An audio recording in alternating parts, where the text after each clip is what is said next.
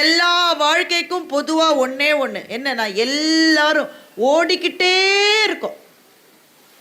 ஒரு நொடி கூட நின்று நிதானித்து வாழுகிற வாழ்க்கையை, ரெண்டு சைடும் திரும்பி பார்க்குற வாழ்க்கை என்பது யாருக்கும் கிடையாது.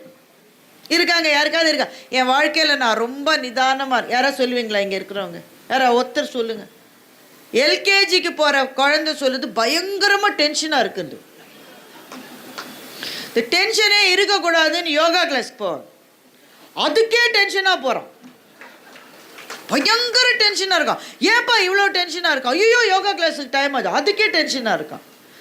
இப்போ இன்னும் சில நாட்களில் பாரதியினுடைய, மகாகவி பாரதியினுடைய பிறந்த நாள் வரப்போகிறது. மகாகவி பாரதி இந்த டென்ஷன்ற சொல்லுக்கு ரொம்ப அழகான தமிழ்ச்சொல் ஒன்றை கொடுத்திருக்கிறார். உளப்பொங்கல் என்று சொல்லுகிறார். மனம் பொங்குகிறது, உளப்பொங்கல். அதை எப்படி சொல்றாருன்னா, போருக்கு நிற்கும் போதும் உளப்பொங்கல் இல்லாத அமைதி மெய்ஞானம் என்று மகாகவி பாரதி சொல்லியிருக்கிறார். போருக்கு நின்றுட்டு இருக்கான், போர் வீரன் அவன்.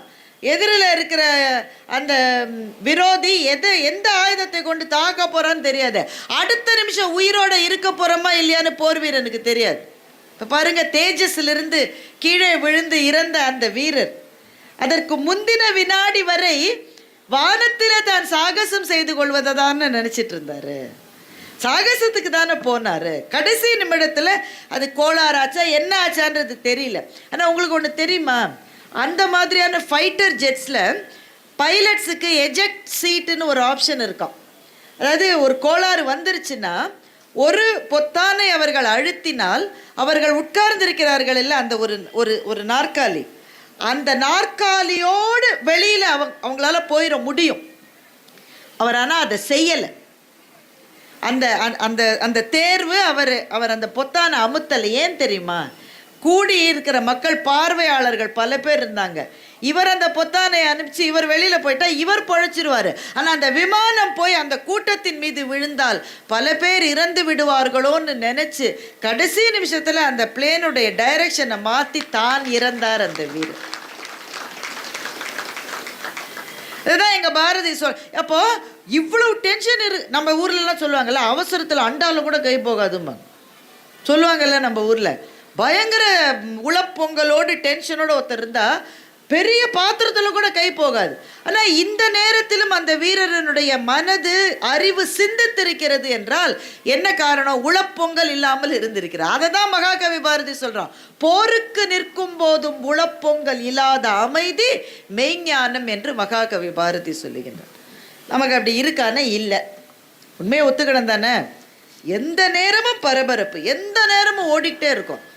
ஓடிக்கிட்டே இருக்கிற காரணத்தினால என்னென்னா, சுற்றி இருக்கிற வாழ்க்கையை பார்க்கவே இல்லை. நாம் ஐயா ஓடு மீன் ஓடன்றதை பற்றி சொன்னாருன்னு இங்கே சொன்னாங்க. அதை பேசும்போது நான் இல்லை, ஆனால் நான் இங்கே கேட்டேன். ஒரு கவிஞனுடைய பார்வை எப்படி இருக்கும் பாருங்களேன். எப்போவுமே அழகியலை தேடுவது. அண்மையிலே மறைந்த கவிஞர் தமிழன்பன் இருக்கிறாரு. அவர் இந்த கவிதையை அப்படியே மாற்றி மாற்றி போடுவார். இந்த பாடல் என்ன? ஓடு மீன் ஓட ஒரு மீன் வருமளவும் வாடி நிற்குமாம் கொக்கு. அதுதானே அந்த பாடல். தமிழன்பன் அதை மாற்றி போட்டார். கொக்குக்கு என்ன இருக்குது? நிறைய அறிவு இருக்குது. அதான் என்ன செய்யுது? காத்துக்கிட்டே இருக்கு. அதுக்கான மீன் வருகிற அளவு கொக்கு காத்திருக்கிறது. அப்போ கொக்கு பசியாக இருக்குது, காத்துட்டு இருக்குன்னா அங்கே வழியில் இருக்கிற ஒருத்தர் சொன்ன, ஏய் பசியாக இருக்குல்ல, சாப்பிட வேண்டியதானே, மீன் தான் போயிட்டே இருக்கே, சாப்பிடு. கொக்கு சொல்லிட்டு சாப்பிட மாட்டேங்க. ஏன்? நீ தான் பசியாக இருக்கியே, சாப்பிட. இந்த சின்ன சின்ன மீனுக்காகவா நான் இவ்வளோ நேரமாக காத்துட்ருக்கேன்? எனக்கான சரியான மீன் வரும், அப்போ நான் சாப்பிட்றேன், அது மட்டும் காத்திருப்பேன்னு கொக்கு சொல்லு. உடனே இவன் சொல்கிறான், சரி நாங்கள்லாம் பசிச்சா அம்மா இன்னும் சோறாக்கலைன்னா என்ன செய்வோம்? ஒரு முறுக்கு எடுத்து தின்னுவோம், ஒரு பலகாரத்தை எடுத்து தின்னுவோம். அதுபோல் உனக்கு வர வேண்டிய மீன் பின்னாடி வரட்டும், இப்போ முன் பசிக்கு சின்ன மீனை எடுத்து சாப்பிடேன்னு அவன் சொல்கிறான். கொக்கு சொல்லுது மாட்டேங்குது. நீங்களாக தான் முட்டா பசங்க, பசிக்கு சோறுக்கு முன்னாடி முறுக்கு சிப்ஸு சாப்பிட்ற ஆள் நீங்கள். நாங்கள் அப்படி செய்ய மாட்டோம். ஏன்னா சின்ன மீனை நான் சாப்பிட்டுட்டு இருக்கிற போது நான் விரும்புகிற ஒரு மீன் வந்தால் இந்த மீனை துப்பி அதை பிடிக்கிறதுக்குள்ள அது போயிடும். அதனால் பட்டினியோட காத்திருந்து எனக்கான மீனைத்தான் பிடிப்பேன். இதுதான் அந்த பாடலினுடைய அழகு. ஓடு மீன் ஓட உருமீன் வருமளவும் வாடி நிற்குமாம் கொக்கு. தமிழன் மனையா இதை மாற்றி போட்டார். கொக்குக்கு அறிவு இருக்குது, அது கரெக்டாக செய்யுது. அறிவில்லாதவன் என்ன செய்வான்? ஓடு மீன் ஓட உருமீனையும் விடுமாம் மக்கு என்று கவிஞர் தமிழன்பன் எழுதினார். இதுதான் கவிஞர்களினுடைய மனசு பாருங்க. எந்த சூழலிலும் கொஞ்சம் நிறுத்தி, இந்த கொக்கு புத்திசாலியா இருக்கு, இப்படி செய்யுது, இப்படி செய்யலைன்னா என்ன என்று யோசிக்கிற மனம் யாருக்கு இருக்கும் என்றால் கவிஞர்களுக்கு தான் இருக்கும். கவிஞர் அப்துல் ரஹ்மான் கண்ணீரை பற்றி ஒரு கவிதை எழுதினார். கண்ணீர், யார் கண்ணீர் விடாதவங்க யாராவது இருக்கீங்களா இங்கே?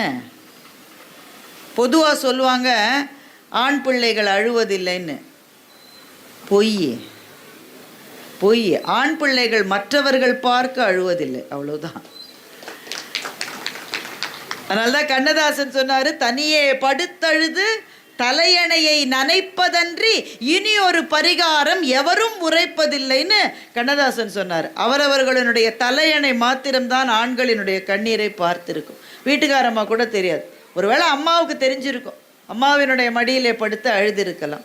எல்லாருக்கும் கண்ணீர் இருக்கு. அந்த கண்ணீரை பற்றி அப்துல் ரஹ்மான் ஒரு கவிதை எழுதினார். கண்ணீர் இமைகள் உருட்டும் ஜெபமாலை என்று எழுதினார். இதை விட அழகா அதை எப்படி சொல்ல முடியும்? கண்ணீரை உள்காயத்துக்கு உடல் தானே தயாரித்து கொள்ளும் களிம்பு என்று கண்ணீரை அப்துல் ரஹ்மான் சொல்லுவார். ஒரு கவிஞனால வாழ்க்கையை எப்படி வித்தியாசமா பார்க்க முடியுது? சரி, கவிஞர்களை விட்டு நம்மை மாதிரியான மற்றவர்களை நினைத்தால் நமக்கு பொதுவான விஷயம், வாழ்க்கையில் ஓடிக்கிட்டே இருக்கும். ஓடுகிற ஓட்டத்தில் எதையாவது நின்று பார்த்தோமா என்றால் யோசனையாக இருக்கிறது.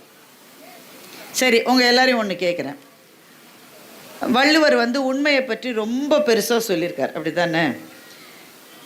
எதையும் விட உலகத்திலே உண்மைதான் பெரியது என்று வள்ளுவர் சொல்லியிருக்கிறார். அந்த வள்ளுவர் உண்மைக்கு கொடுக்கிற இடத்தை பொய்க்கும் ஒரு இடத்திலே கொடுத்து விட்டார். எனக்கு இப்படி செய்யலாமா? ஒரு துறவி, வள்ளுவர் மாதிரியான ஒரு துறவி, நீ உண்மையை சொல்லுந்தானே சொல்லணும். பொய்யாமை ஆற்றின் அறம் பிற செய்யாமை நன்று என்று சொன்ன அதே வள்ளுவர் உண்மைக்கு கொடுத்த இடத்தை பொய்க்கு கொடுத்து விட்டார். நமக்கு கேட்ட உடனே பக்குன்னு இருக்கு. ஏன்னா பிறந்ததுலேருந்து நம்ம போய் சொல்லிட்டு தான் இருக்கோம். ஆனால் நம்மள்கிட்ட எல்லாரும் என்ன சொன்னாங்கன்னா, உண்மையை சொல்லு சத்தியமே விஜயத்தை, அதுதானே சொல்கிறாங்க. வாய்மையே வெல்லும், இதுதானே நமக்கு சொல்லப்பட்ட பாடம். ஆனால் வள்ளுவர் உண்மைக்கு கொடுத்த இடத்தை பொய்க்கு கொடுத்து விட்டார். அந்த குறள் உங்கள் எல்லாருக்கும் தெரியும். பொய்மையும் வாய்மை இடத்த புரை தீர்ந்த நன்மை பயக்குமெனின். பொய்க்கு ஆன இடம் உண்மைக்கான இடத்துக்கு பக்கத்தில் எல்லாம் ரெண்டு ஒரே இடம்னு சொல்லிட்டார். எப்படி? புரை தீர்ந்த நன்மை கொடுத்தால் அந்த இடத்துல உண்மைக்கு பதிலாக நீ ஒரு பொய்யை கூட சொல்லலாம் என்று வள்ளுவர் சொன்னார் என்றால், ஒரு கவிஞனுடைய உள்ளம் எப்படி மாற்றி சிந்திக்கிற. வள்ளுவர் அப்ப என்ன சொல்ல வர்றாரு? உண்மை முக்கியம்தான், கருணை அதை விட முக்கியம்னு சொல்றாரு. ஒருவருக்கு பெரிய நன்மை கிடைக்கும் என்றால் அந்த இடத்துல நீ ஒரு பொய் சொன்னா கூட அது உண்மைக்கு நிகராக மதிக்கப்படும் என்று வள்ளுவர் சொல்லி இருக்கிறார் என்று சொன்னால், உடனே நம்ம ஆளெல்லாம் அதை பிடிச்சிக்கிட்டு வள்ளுவரே சொல்லிட்டார், போக வர 10,000 பொய் அடிச்சு விடுறது. அதுக்காக தான் வள்ளுவர் சொன்னார், கண்டபடி நீ பொய் சொல்லிட்டு தெரியறதுக்காக நான் இந்த குறளை எழுதலை. புரை தீர்ந்த நன்மைனா என்ன அர்த்தம்? கொஞ்சம் கூட களங்கம் இல்லாத நன்மை வரணும், எல்லாருக்குமான நன்மையாக இருந்தால் ஒரு பொய்யை கூட சொல்லிக்கோன்னு சொல்றாரு. அப்போ அப்படி மாற்றி சிந்திப்பது கவிஞனுடைய நெஞ்சம். நாம் நம்முடைய வாழ்க்கையில் எதையாவது மாற்றி சிந்திக்கிறோமா? எப்போ முதல் பொய்யை நாம் எல்லாரும் சொன்னோம்? ஞாபகம் இருக்கா? அநேகமாக வீட்டில் அடி வாங்காமல் இருக்கிறதுக்காக சொல்லியிருப்போம். அதுதான் முதல் பொய்யா இருக்கும். நாம் சொன்ன கடைசி பொய் என்ன? இன்னும் நிறைய சொல்ல போகிறோம். பட் இப்போ கடைசியாக எப்போ சொன்னோம்? ஒரு 24 மணி நேரத்துக்குள்ளே கட்டாயமாக ஒரு 10 பொய்யாவது நம்ம சொல்லியிருக்க மாட்டோம்? சும்மா சொல்லுங்க, நமக்குள்ள என்ன சொல்லியிருப்போம் தானே. நான் இதுவரை பொய்யே சொல்லியதில்லை அப்படின்னு ஒருத்தர் சொன்னா, அதை விட பெரிய பொய்யை இதுவரை அவர் சொல்லவில்லை என்று தான் பொருள். பொய்னா மற்றவர்களை கெடுப்பதற்கான பொய் கூட இல்லை. இந்த ஒயிட் லைஸ் என்று ஆங்கிலத்திலே சொல்லுவார்கள், வெள்ளை பொய்கள். கொஞ்சம் இது மொபைல் ஃபோன் வந்த அப்புறம் பொய் ரொம்ப ஜாஸ்தியாகிருச்சு. நாம் இங்கே தான் திருப்பத்தூர் பஸ் ஸ்டாப்பில் நின்றுட்டுருப்போம். வந்துக்கிட்டே இருக்கேன், சென்னைக்கு பக்கத்தில் வந்துட்டேன்றான். ஏய் ரொம்ப தூரம் இருக்குடா, இன்னும் வந்துக்கிட்டே இருக்கேயா, இதோ சென்னைக்கு பக்கத்தில் இருக்கேன்றான் ஃபோனில். இந்த பொய்கள் சூழ வாழுகின்ற இந்த வாழ்க்கையில் இவ்வளவு விரைவாக ஓடுகிற போது கொஞ்சம் நிற்க வேண்டும், கொஞ்சம் கவனிக்க வேண்டும் அப்படின்னு எனக்கு தோணுச்சு. இந்த நில், கவனி, செல் என்பது போக்குவரத்து விதி, அப்படி தானேங்க? டிராஃபிக் லைட்டில் தானே அதை சொல்லுவாங்க. நீ பாட்டுக்கு போய்கிட்டே இருக்காத, நில். அது சொன்னாலும் நம்ம பையன் ஒத்துன்னு கேட்கறது இல்லை, ஒரு பையன் கேட்கறது இல்லை. டிராஃபிக் லைட்டுக்காக நீங்கள் நின்னீங்கன்னா உங்களைத்தான் பைத்தியக்காரன்னு சொல்கிறான். சிவப்பு விளக்கு வருதுன்னு நீங்கள் நிறுத்திருக்கீங்க, பின்னாடி அப்படி ஹார்ன் அடிக்கிறான். ஏய் சிவப்பு விளக்குக்காக நிறுத்தியிருக்கேன், போ போ போய்கினே இருமா. எங்கள் ஊரில் சென்னையில் எந்த லைட் இருந்தாலும் போய்கிட்டே இரு. இந்த ஊரில் எனக்கு தெரியல, எங்கள் பொம்பளை பிள்ளைங்க எங்கள் ஊரில் பைக் ஓட்டுறாங்க, அந்த ஓரமாக வந்துக்கிட்டே இருக்குங்க ஒரு பொண்ணு. இங்கே எல்லா வண்டியும் வந்திருக்கு, ஒரு கையை காட்டலை, ஒன்றும் இல்லை, அப்படி அலட்சியமாக இப்படி யூட்டர்ன் எடுக்குது. ஏத்துறேன் எம்எல்ஏ பார்க்கலாண்டா, அந்த அந்த ரேஞ்சில் இருக்குது. பொண்ணுங்க அப்படி இருந்தால் பையங்க கேட்கணுமா? 4 பேர் போகிறான் ஒரே பைக்கில், ஒருத்தனுக்கு ஹெல்மெட் கிடையாது. இந்த மாதிரி பறந்து பறந்து பறந்து போகிற வாழ்க்கையில் நம்ம டிராஃபிக் விதிகளையே மதிப்பதில்லை. நில், கவனி, செல். போக்குவரத்துக்கு மாத்திரமல்ல, வாழ்க்கைக்கும். நம்ம நிற்கிறோமா? நிற்கிறோம்னா இப்போ நான் நிற்கிற மாதிரி இல்லை. திருப்பத்தூர் மக்கள் என்னை உயர்த்த வேண்டும் என்ற ஒரே கொள்கையில் ஒரு பிளாங்க் போட்டு என்னை உயர்த்திருக்காங்க. வாழ்க்கையில் நானே பல கைகள் உயர்த்திருக்குன்னாங்க. நிற்கிறோமா? நிற்கிறோமா? நமக்கு பக்கத்திலேயே இருக்கிறவர் யார் என்று நமக்கு தெரியுமா? எப்படிங்க தெரியாமல் இருக்கும்? எங்கள் அம்மா இருக்காங்க, எங்கள் அப்பா இருக்காங்க, வீட்டுக்காரம்மா இருக்காங்க, அவங்க யாருன்னு எனக்கு தெரியாதா அப்படின்னு சொல்கிறீங்களா? அவங்கள உங்களுக்கு நிஜமாவே தெரியுமா? உங்களுக்கு பக்கத்திலே இருக்கிற உங்களினுடைய வாழ்க்கை துணைவியை அல்லது வாழ்க்கை துணைவரை நீங்கள் முழுமையாக உண்மையாக அறிவீர்களா? அது கல்யாணம் ஆன புதுசுலலாம் நிறைய பேசிக்கிட்டு இருந்தேங்க. அப்புறம் அப்படியே நாளாக பேச்சு குறைஞ்சு குறைஞ்சு குறைஞ்சு குறைஞ்சு நம்ம சம்மர் வந்தால் பாலாறு மாதிரி ஆயிடுச்சு. எங்கள் பேச்சு குறைஞ்சு போச்சு. திருமணமான புதிதில் எப்படி பேசினீர்கள்? இருக்கிற எல்லாரையும் தான் கேட்குறேன். திருமணம் நிச்சயிக்க இந்த காலத்தில் திருமணத்துக்கு முன்னாடியே பேசி பேசி கல்யாணத்தையும் நிறுத்திடுதுங்க. ஏன் அவங்க எல்லாருக்கும் சொல்கிறேன், உங்களுக்கு பிள்ளைங்க இருந்தால் அதுக்கு திருமணம் நிச்சயம் பண்ணுறீங்கன்னு வைங்களேன், நிச்சயம் பண்ணுவீங்க தானே? நிச்சயத்துக்கு அடுத்த நாளே திருமணத்தை வச்சிருங்க. விளையிச்சா உங்களுக்கு? நிச்சயம் சத்திரம் கிடைக்கலன்னு கோயில் வச்சு பண்ணுங்க. இல்லையா? இல்லாட்டா நிச்சயதார்த்தத்தை தள்ளி போடுங்க, நிச்சயத்தை தள்ளி போடுங்கன்றேண்ணா. ஏன்னா நிச்சயம் பண்ணிட்டு ஒரு 6 மாதம் 8 மாதம்னா பேசிக்கிட்டே இருக்குங்க. ராத்திரியில் போர்வையை போத்திக்கிட்டு மெசேஜ் அடிச்சுக்கிட்டே இருக்கு. நமக்கு கண்ணாடியை போட்டு மெசேஜ் தப்பாக அடிக்கிறோம். எங்கள் அலுவலகத்தில் கல்ச்சர் கிளப்பில் என்னை சேர சொன்னாங்க. I am happy to join vulture கிளப்னு அடிச்சிட்டேன். சியும் வியும் பக்கத்தில் இருக்குது. ஏன்னா கண்ணாடி போடாமல் அடிச்சுட்டேன். நமக்கு அதுவே தெரியல, இதுங்க போர்வையை போத்திக்கிட்டு இருட்டில் அப்படி அடிக்குதுங்க. பேசி பேசி நிச்சயதார்த்தத்தோட பிரேக்கப் ஆயிடுது. அது கொஞ்சம் பரவாயில்ல. சிலதெல்லாம் திருமணம் முடிஞ்சப்புறம் பிரேக்கப் ஆகுது, மண்டபத்திலே பிரேக்கப் ஆகுது. இது அதிகம் பேசினாலும் பிரச்சனை. ஆனால் திருமணமான புதுதில் இங்கே இருக்கிறவங்க பெரும்பாலும் ரொம்ப இளைஞர்கள் என் கண்ணுக்கு தெரியல, ஒருவேளை இந்த வெளிச்சத்தினால இருக்கலாம். ஆனால் திருப்பத்தூர் மாவட்டத்தில் இருப்பது போல் இளைஞர்களை எங்கேயும் நான் பார்த்தது. எல்லா இடத்துலையும் இளமையாக தான் இருக்கீங்க, ஆனால் வயது நடுத்தர வயதாக இருக்கலாம். திருமணமான புதிதில் பேச்சு என்பது எவ்வளவு அருவி மாதிரி இருந்தது. எவ்வளவு பேசியும் போதவில்லை. அப்போல்லாம் பேசுவதற்கு நிறைய தடை இருக்கும். வீட்டில் நிறைய பேர் இருப்பாங்க, சும்மா போய் பேசினா கிண்டல் பண்ணுவாங்க. அப்போவே பேசணும்னு அவ்வளவு ஆர்வம் இருந்தது. ஆனால் திருமணமாகி ஒரு 10 வருடம் கழித்து, ஒரு 15 வருடம் கழித்து பேச்சு என்பது எவ்வளவு குறைந்து போய்விட்டது. அப்போது இவ்வளவு குறைந்து போன பிறகு உங்கள் வாழ்க்கை துணைவர் அல்லது துணைவியை உங்களுக்கு எவ்வளவு தெரியும்? நில், கவனி என்று நான் சொன்னது போக்குவரத்தை நான் சொல்லவில்லை, உங்கள் வாழ்க்கையில் கொஞ்சம் நிற்க வேண்டிய தருணங்களை நீங்கள் உருவாக்கி கொண்டே ஆக வேண்டும் என்று உங்களுக்கு மாத்திரமல்ல, என்னையும் சேர்த்து நான் இந்த மேடையில் சொல்ல நினைக்கின்றேன். எதுக்கு ஓடுறோம்? காசுக்கு தான் ஓடுறோம். காசு, பணம், துட்டு, மணி இல்லாட்டா ஒன்றும் நடக்கலை. வேலை வேலை வேலைன்னு ஓடிட்டு இருக்கோம். வீட்டிலே இருக்கிற இல்லத்தரசிகள் கூட ஒரு நிமிடம் ஓய்வில்லை, குழந்தைகளுக்கு கூட ஓய்வில்லை. ஆனால் ஓடிக்கொண்டே இருக்கிற வாழ்க்கையில் ஏதோ ஒரு கட்டத்தில் நின்று இந்த வாழ்க்கையை சரியாதான் வாழறோமான்னு பார்க்க வேண்டிய அவசியம் நம் எல்லாருக்கும் இருக்கிறது, எல்லாருக்கும் இருக்கிறது. அந்த மாதிரியான தருணங்களில் நின்று வாழ்க்கையை திரும்பி பார்த்தவர்கள் சமூகத்துக்கு மகத்தான பணிகளை செய்திருக்கின்றார்கள். அப்படிதானுங்க, நின்று பார்த்தவர்கள். இங்கே சிஎம்சி உருவான வரலாறு உங்களுக்கு தெரியும். ஐடாஸ் கடர் அவர்கள், அவங்களினுடைய வாழ்க்கை அப்படியே மிஷினரி குடும்பத்திலேருந்து வந்தவங்க. அவங்களுக்கு இருந்த ஒரே நோக்கம் என்னென்னா, எங்கள் அப்பா மாதிரி எங்கள் அம்மா மாதிரி நானும் இந்த பணியிலலாம் சமூக பணியை செய்கிறதுல அவங்களுக்கு விருப்பம் இல்லை. அவங்களுக்காக ஒரு கணவர் அமெரிக்காவில் காத்திருந்தார். அவங்க இந்தியாவில் தான் பிறந்து வளர்ந்தாங்க. நிச்சயிக்கப்பட்டது அமெரிக்காவில். ஏன்னா அவர் அமெரிக்க நாட்டை சேர்ந்தவர். இங்கேருந்து போய் கல்யாணம் பண்ணிக்கிட்டு பிள்ளை குட்டிகளோட குடும்பம், அதுதான் அப்படியே தான் போயிட்டு இருந்தாங்க. ஒரு நாள், ஒரு கரிய நாள் அன்றைக்கு இரவு, இவங்க அப்பா மருத்துவர், ஐடாஸ் கடரனுடைய அப்பா மருத்துவர். அந்த மருத்துவமனைக்கு 3 பிரசவ கேஸ் வருது. அந்த இரவே வருது. 3மே காம்ப்ளிகேட்டடான கேஸ். அந்த மருத்துவர் நான் போய் பார்த்து அந்த பிரசவத்துக்கு நான் உதவி செய்கிறேன்னு மருத்துவர் சொல்கிறாரு.